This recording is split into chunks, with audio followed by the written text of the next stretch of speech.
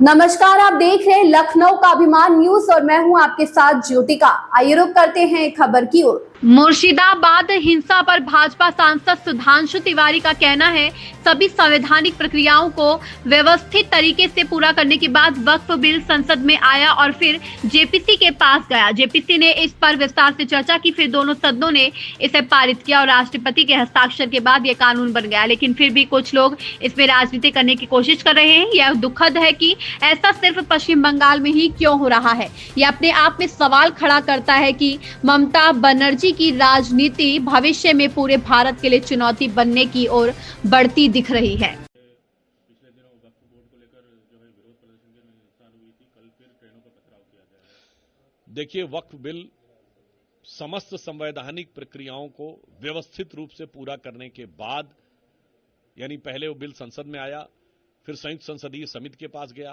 संयुक्त संसदीय समिति ने बहुत व्यापक उसके ऊपर विचार विमर्श किया और फीडबैक लिए, फिर दोनों सदनों में पास होकर राष्ट्रपति महोदया के साइन के द्वारा कानून बना है। परंतु अभी भी कुछ लोग इसमें जो राजनीति करने का प्रयास कर रहे हैं, दुखद बात यह है कि पश्चिम बंगाल में ही ऐसा क्यों हो रहा है। यह अपने आप में एक सवाल उत्पन्न करता है कि यह ममता बनर्जी जी की जो राजनीति है, ऐसा प्रतीत होता है कि यह पूरे भारत के लिए एक भविष्य में चुनौती बनने की तरफ आगे बढ़ रही है। जिस प्रकार की उग्रता, आक्रामकता, भारत की व्यवस्था के प्रति अवमानना इसमें दिखाई पड़ती है, तो चूंकि इंडी गठबंधन के पार्टी हैं, तो मैं राहुल गांधी से भी पूछना चाहता हूं, आपने कहा था आपकी लड़ाई इंडियन स्टेट से भी है, तो क्या ये इंडियन स्टेट से लड़ने का एक तरीका है? और ममता जी को भी हमें बता देना चाहते हैं, ममता जी किसी गलतफहमी में मत रहिएगा।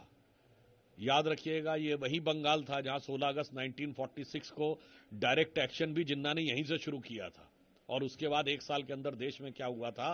तो आप उस नक्शे कदम पे दोबारा चलने से बचिए, अन्यथा देश का नुकसान तो है ही, आपकी पार्टी और आप और बंगाल का भविष्य के लिए तो समस्या है ही, आपकी पार्टी का भी भविष्य बहुत बेहतर नहीं रहने वाला है। इस खबर में बस इतना ही। बने रहिए लखनऊ का अभिमान न्यूज के साथ।